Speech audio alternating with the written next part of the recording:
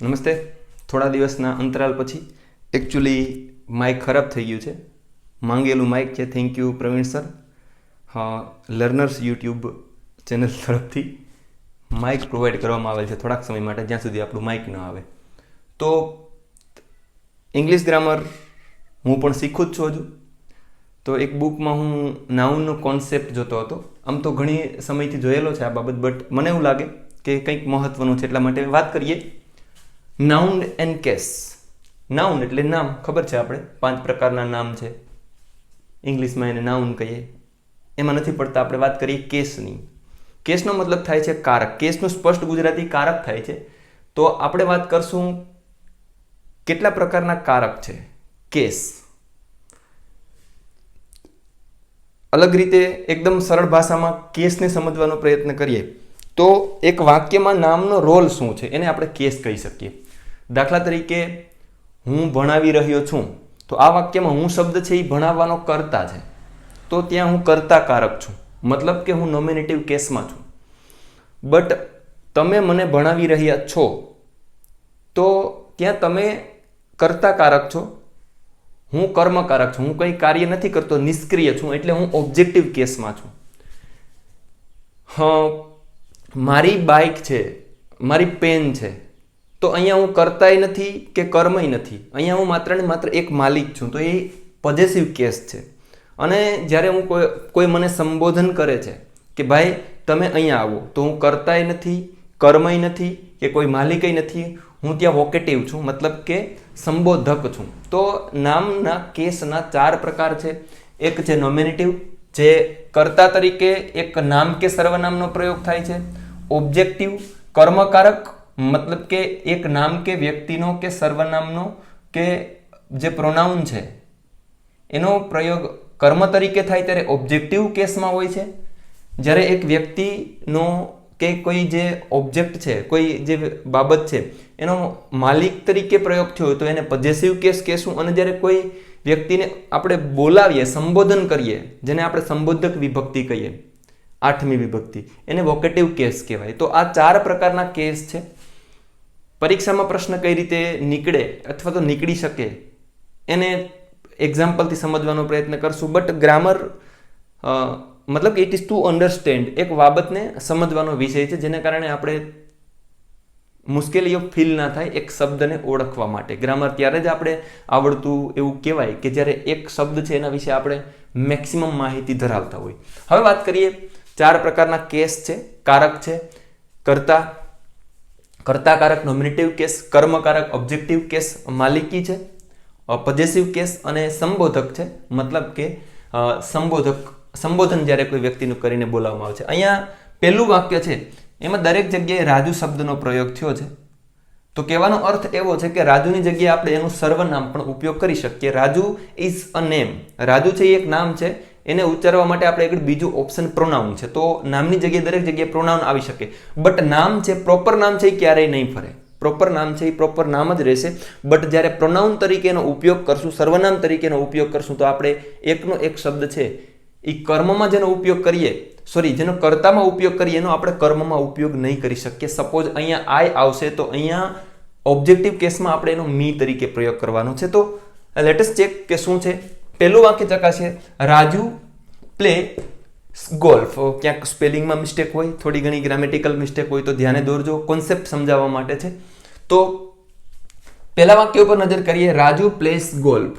હવે અહીંયા જે રાજુ શબ્દ છે એનું સ્થાન વર્બ ની પહેલા છે. કયા સ્થાને છે? મતલબ કે કર્તાના સ્થાને છે. તો કર્તાને આપણે ઇંગ્લિશમાં કહીશું સબ્જેક્ટ, અથવા તો સબ્જેક્ટ એટલે કર્તા છે અને નોમિનેટિવ એટલે પણ કર્તા થાય, તો આને સબ્જેક્ટિવ કેસ પણ કહી શકાય. That is subjective case also called. Nominative case પણ કહેવાય અને સબ્જેક્ટિવ કેસ પણ કહેવાય. તો જ્યારે એક નામ છે એ કર્તાના સ્થાને હોય, કર્તાનો રોલ ભજવતો હોય, તો એને આપણે નોમિનેટિવ કેસ કહેશું અથવા તો સબ્જેક્ટિવ કેસ કહેશું. બીજી રીતે જોઈએ તો રાજુ છે એ એક નામ છે, આપણે એને પ્રોનાઉન તરીકે શું પ્રયોગ કરીએ તો રાજુ માટે આપણે ઉપયોગ કરી શકીએ હી.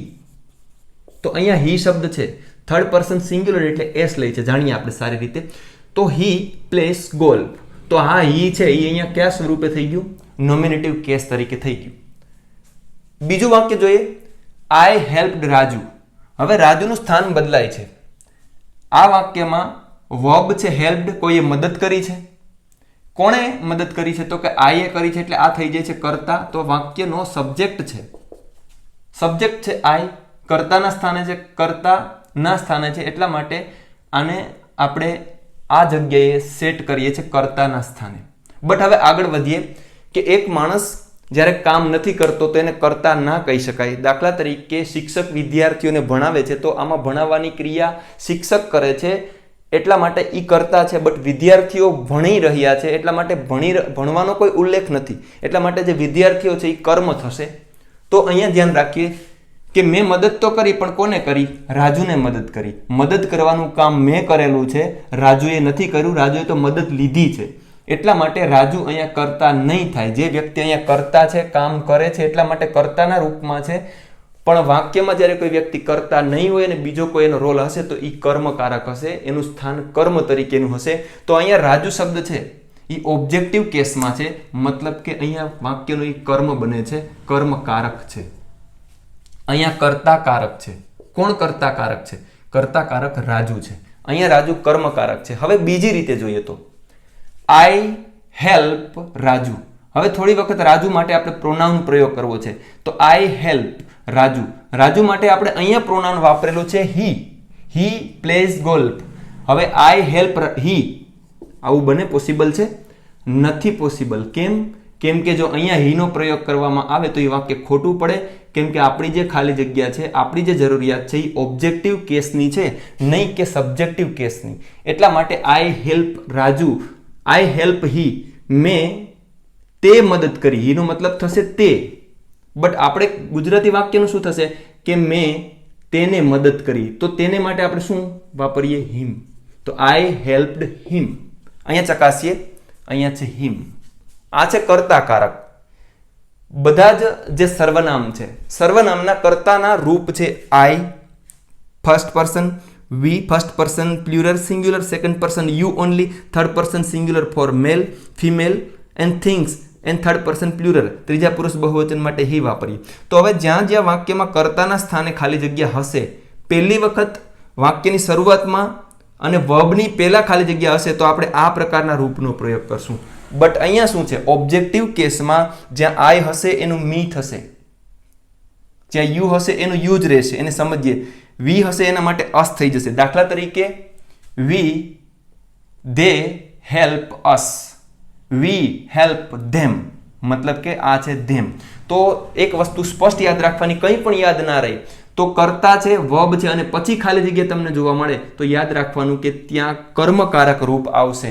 આઈ હેલ્પ ખાલી જગ્યા પછી કોઈ દિવસ I, we, you, he, she, it, they ક્યારેય નહીં આવે. વાક્ય મુજબ આમાંથી કોઈ પણ વસ્તુ આવી શકે, યુ, હિમ, હર, ઇટ કે ધેમ, કોઈ પણ. તો વસ્તુ યાદ રાખવાની છે.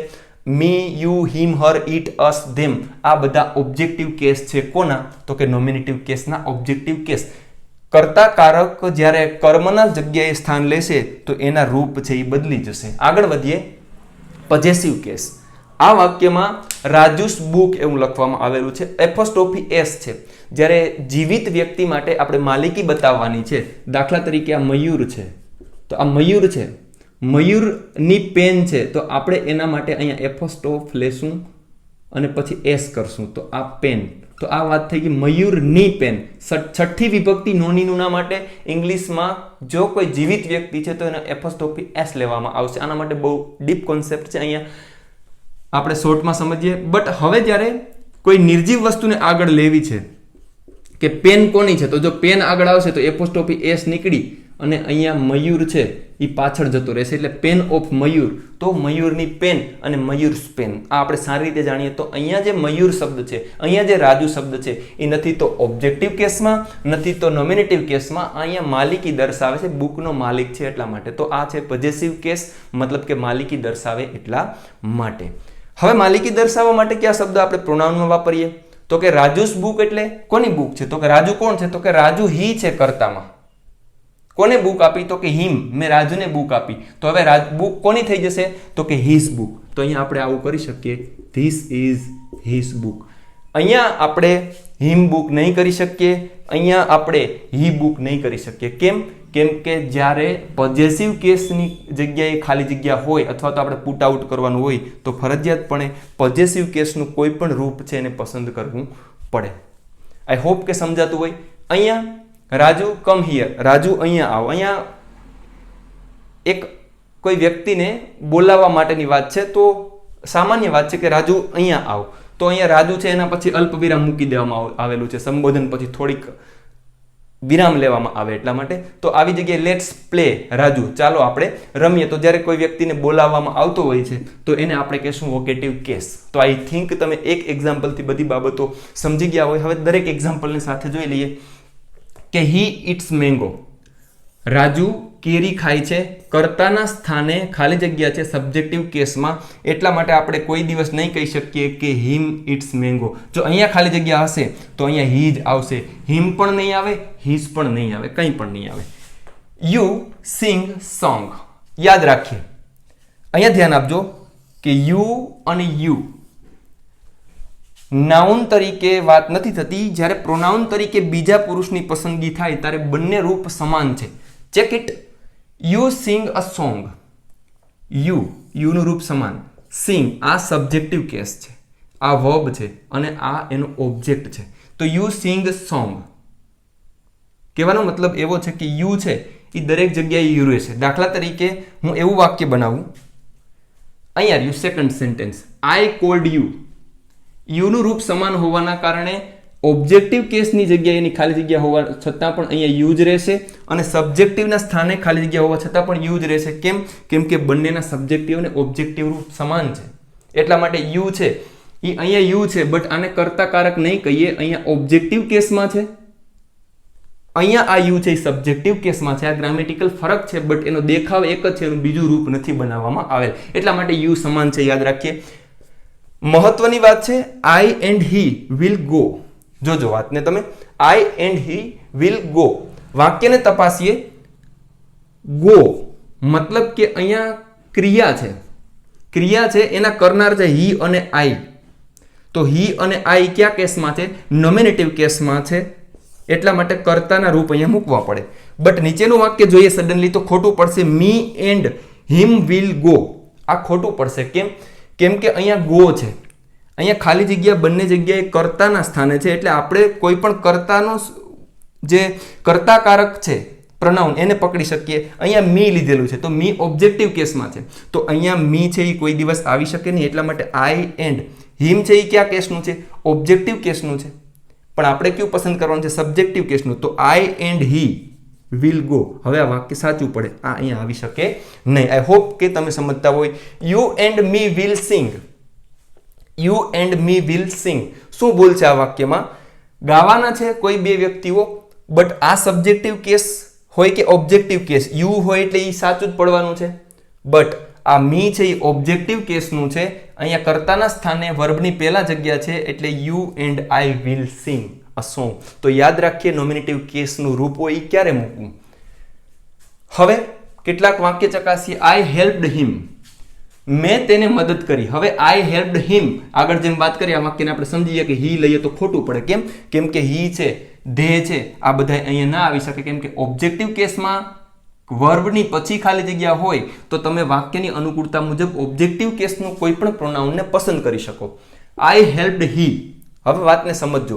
અહીંયા હી લીધેલું છે, નોમિનેટિવ કેસમાં આઈ છે, બરાબર છે. વર્બ પછી ઓબ્જેક્ટિવ કેસ આવી જાય છે તો આ હી છે. તો હી ક્યાંય આપણે દેખાય છે? નહીં. હી ક્યાં આવે? જો હી વાક્યની શરૂઆતમાં હોય તો જ આવી શકે. એટલે આઈ હેલ્પડ હી ને બદલે શું થઈ જશે? આઈ હેલ્પડ હિમ.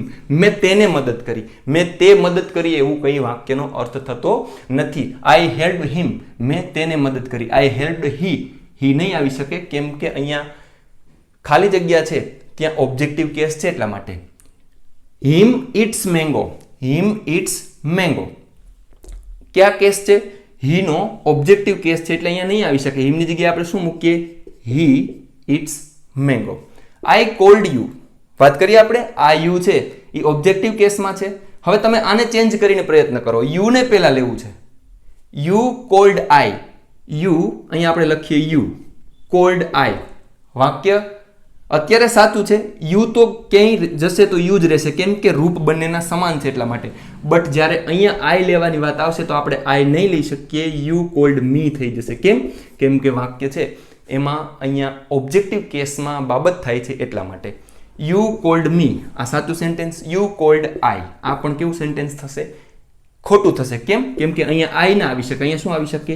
મી આવી શકે. આઈ હોપ કે આ બાબત તમને સમજાતી હોય. જ્યારે ઓબ્જેક્ટિવ કેસના સ્થાને ખાલી જગ્યા હોય તો આપણે ઓબ્જેક્ટિવ રૂપ પસંદ કરશું, સબ્જેક્ટિવ કેસના સ્થાને ખાલી જગ્યા હોય તો આપણે સબ્જેક્ટિવ રૂપ પસંદ કરશું.